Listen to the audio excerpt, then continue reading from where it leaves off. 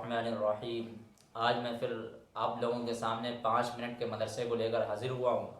آج کی جو ہماری اسلامی تاریخ ہے وہ ہے حابیل اور قابیل، حضرت آدم علیہ السلام کے 2 بیٹے تھے۔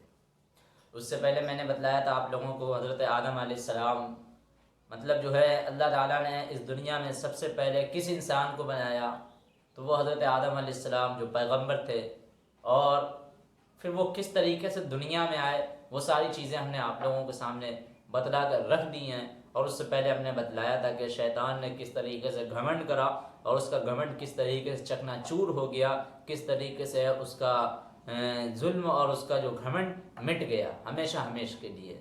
تو وہ بھی چیز سیکھنے کو ملی، اور اسی طریقے سے بہت ساری چیزیں ہمیں کچھ پچھلے سبق میں ہمیں سیکھنے کو ملی ہے کہ جو ہے یار ہم کو گھمنڈ نہیں کرنا چاہیے۔ شیطان کی پیدائش کس سے ہوئی ہے؟ وہ جناتوں میں سے ہیں، جو جناتوں کی پیدائش آگ سے ہوئی ہے۔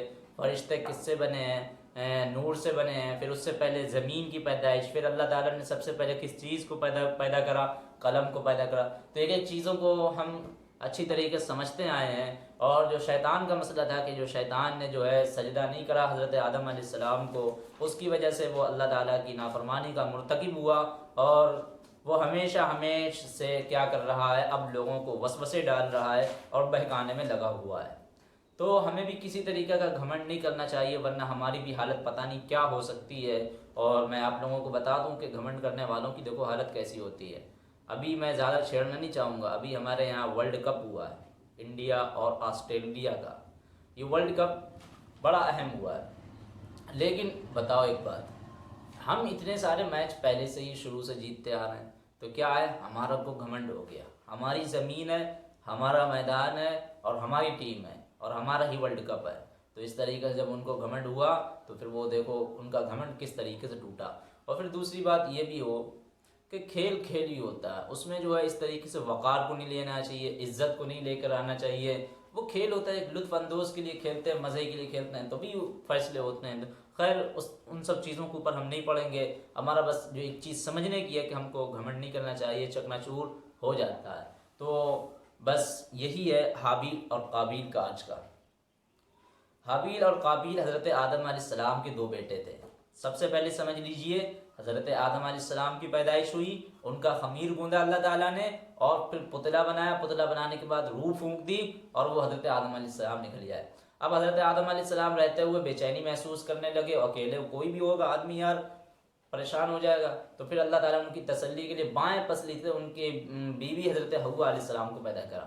اب حضرت حوا علیہ السلام یہ دونوں تھے، ان کو اللہ تعالیٰ نے کہا کہ جنت میں یہ ایک درخت ہے، اس درخت کو تم کبھی ہاتھ ہی نہ لگانا اور قریب میں نہ جانا۔ لیکن شیطان کے دھوکے میں آ کر، وسوسے میں آ کر وہ شیطان اس کے درخت کے قریب گئے، اور ہمیشہ ہمیشہ کے لیے اللہ تعالیٰ نے ان کو دنیا میں بھیج دیا۔ دنیا میں آنے کے بعد حابیل اور قابیل یہ 2 بیٹے تھے حضرت آدم علیہ السلام کے، دونوں کے درمیان ایک بات کو لے کر ایک بار جھگڑا ہو گیا۔ قابیل نے حابیل کو قتل کر ڈالا، قابیل ایک نام تھا اور حابیل بھی بھائی تھا، اس نے اس کو قتل کر ڈالا، اور زمین پر یہ پہلی موت تھی۔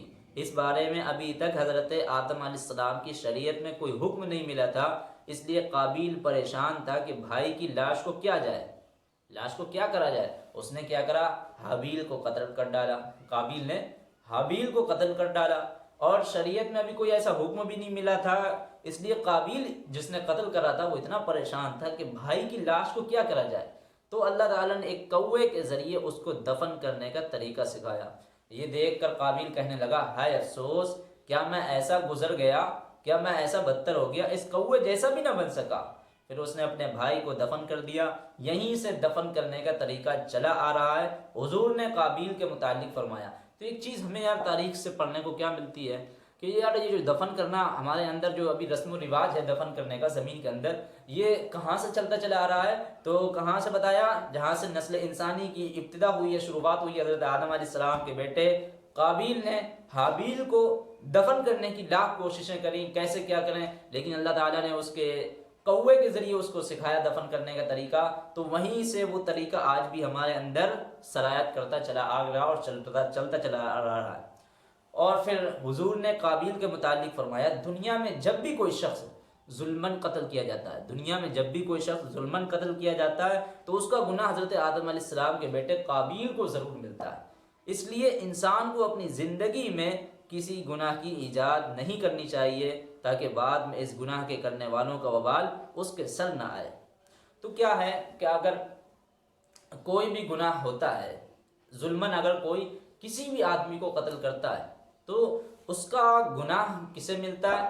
حضرت قابیل کو بھی ملتا ہے، آدم علیہ السلام کے بیٹے قابیل کو ملتا ہے، کیونکہ دنیا میں اس نے ہی پہلا کام یہ شروع کرا ہے۔ تو اب جو کریں گے نا وہ اسی کا ہی اس میں کریڈٹ بھی جائے گا تھوڑا سا۔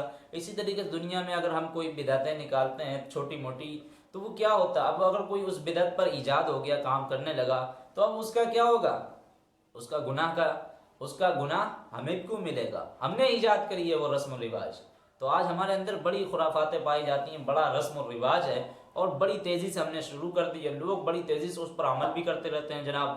تو اس کا کیا ہوتا ہے؟ کریڈٹ اس کو بھی ملتا رہتا ہے جس نے اس چیز کو ایجاد کرا ہوتا ہے۔ تو اسی لیے کہتے ہیں کہ کبھی بھی کوئی بھی گناہ اپنے آپ ایجادی نہ کرو، کوئی بدعت ایجاد ہی نہ کرنے دو، اور نہ ہی اس کو ایجاد ہونے دو، اس کو معاشرے سے، سماج سے نکال کر پھینکو دو۔ یار اتنی ساری بدعتیں ہیں، اتنا سارا رسم ہے، ہمارے اندر ایک مارکیٹ ایسا بھرا پڑا ہے کہ یار اتنی بڑا مال بھی نہیں ہوتا ہے جس میں اتنی ساری چیزیں ہوتی ہیں، لیکن ایسے میں ہمارے دین کے نام پر یہ ساری چیزیں بدعت کے نام پر بھری ہوئی ہیں۔ اس لیے انسان کو اپنی زندگی میں کسی گناہ کی ایجاد نہیں کرنی چاہیے تاکہ بعد میں اس گناہ کے کرنے والوں کا وبال اس کے سر نہ آئے۔ اچھا، ایک چیز یہاں پر یہ بھی سمجھنے والی ہے، بات بڑی لمبی ہوتی جا رہی ہے۔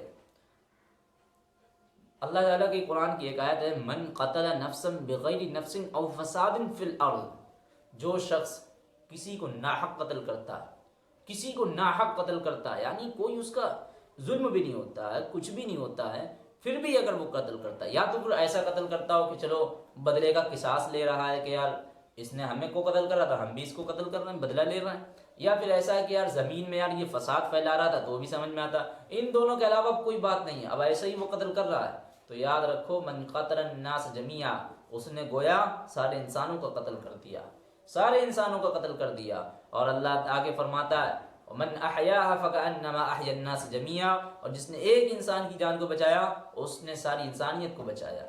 تو یاد سمجھ میں آ رہی ہے؟ اس آیت کے تحت کبھی بھی ہم کسی کے اوپر ظلم نہ کرنے والے بنے، کسی کو قتل کرنے نہ والے بنے۔ یہ حابیل اور قابیل انہوں نے جو قتل کرا ہے اس کے پیچھے کچھ ظاہر سی بات ہے، کچھ کہانی ہوگی، کوئی بلا وجہ تو ایسے نہیں قتل کر دیتا ہے۔ خیر وہ ان سب چیزوں کے اوپر ہمارا جانا نہیں ہوگا، ہم بس تھوڑی تھوڑی چھوٹی چھوٹی باتیں کریں گے، کیونکہ ہم ہسٹری کے اتنے ماہر بھی نہیں ہیں اور تاریخ ہم نے جو ہے اتنی پڑھی بھی نہیں ہے، تو اس لحاظ سے بس جو چھوٹی چھوٹی سی باتیں آ رہی ہیں، ہم تو 5 منٹ کے مدرسے کو لے کر آئے تھے، لیکن یہاں پر تو 18 20 20 25 منٹ کا مدرسہ ہو جا رہا ہے۔ یار آپ لوگ بھی ہمیں کوستے ہو گے اور گالیاں دیتے ہو گے۔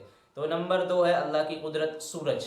دیکھیں سورج اللہ تعالیٰ کی بنائی ہوئی ایک زبردست مخلوق ہے، مخلوق ہم نے بتایا تھا نا، بے شمار اللہ تعالیٰ نے مخلوق کو پیدا کرا ہے۔ سورج الگ ہیں، چاند الگ ہیں، ستارے الگ ہیں، پیڑ الگ ہیں، پودے الگ ہیں، یہ ساری چیزیں کیا ہیں؟ مخلوق ہیں۔ اس سے ہمیں روشنی اور گرمی حاصل ہوتی ہے، روزانہ مشرق سے نکلتا ہے یعنی پورب سے نکلتا ہے، اور مغرب میں ڈوبتا ہے یعنی پچھم میں جا کر ڈوب جاتا ہے، لیکن اللہ تعالیٰ قیامت کے قریب اسی سورج کو اپنی قدرت سے پورب کی بجائے پچھم سے نکالیں گے، مغرب سے نکال کے دکھائے گا، اور اس کی لمبائی چوڑائی لاکھوں میل ہے، اور وزن کے اعتبار سے زمین کے مقابلے میں لاکھوں گنا زیادہ ہے۔ اتنے وزنی اور بڑے سورج کو مقررہ نظام کے تحت چلانا، کروڑوں میل کی دوری سے پوری دنیا کو روشنی اور گرمی عطا کرنا، یہ اللہ تعالیٰ کی بہت بڑی زبردست قدرت کی نشانی ہے۔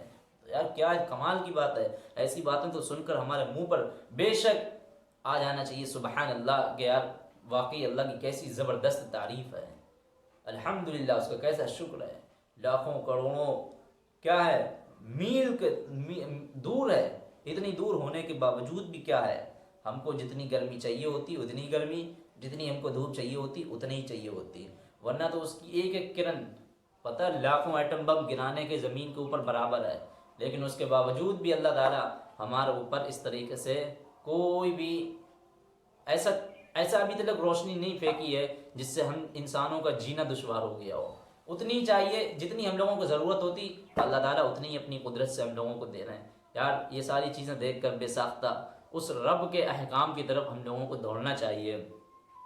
یہ سورج بھی زمین سے اتنا بڑا ہے، لیکن اس کے باوجود بھی اتنی دوری پر ہے، روزانہ اس کو نکالا جاتا ہے ادھر سے اور ڈبویا جاتا ہے ادھر جا کر، یعنی پورب سے نکال کر پچھم میں روزانہ اللہ تعالیٰ اس کو ڈباتے ہیں اور یہ چلتا رہتا ہے، اسی طریقے سے کام کرتا رہتا ہے۔ تو یہ سمجھنے کی بات ہے کہ جب یہ سورج اتنا سب کچھ کر رہا ہے، سب کچھ ہو رہا ہے، تو آخر کار اللہ ہے جو اس کائنات کو چلا رہا ہے، اور وہ چلانے والا بھی ہے، اور آخرت میں ہم لوگوں کا حساب لینے والا بھی ہے، اور مر کر دوبارہ زندہ ہونے کا یقین ہم لوگوں کو ہونا چاہیے، اور وہ ہمارا آخرت میں حساب لے گا۔ اس لیے ہم لوگوں کو دعا کر لینی چاہیے کہ اللہ تعالی ہم لوگوں کو حساب و کتاب سے محفوظ کر دے، کیونکہ ہماری زندگی میں کوئی ایسی چیزیں نہیں ہیں، کیونکہ ہم نے جو ہے اللہ کی قدرت کو دیکھا ہی نہیں ہے، اللہ کی قدرت کو سمجھا ہی نہیں ہے، اور اس طریقے کا ہمارے اندر یقین بھی نہیں ہے اور لیول بھی نہیں ہے جو ہمارے صحابہ اور بزرگوں اور تابعین میں تھا، وہ اس طریقے سے ہمارا نہیں ہے۔ لیکن بات بڑی لمبی ہو رہی ہے۔ نمبر 3 ہے ایک فرض کے بارے میں، دین میں نماز کی اہمیت۔ ایک شخص نے رسول اللہ صلی اللہ علیہ وسلم سے عرض کیا، اللہ کے رسول صلی اللہ علیہ وسلم، اسلام میں اللہ کے نزدیک سب سے زیادہ پسندیدہ عمل کیا ہے؟ آپ صلی اللہ علیہ وسلم نے فرمایا، نماز کو اس کے وقت پر ادا کرنا۔ اب جو شخص نماز جان بوجھ کر چھوڑ دے اس کا کوئی دین نہیں، اور نماز دین کا ستون، الصلاۃ عماد الدین، نماز دین کا ستون ہے۔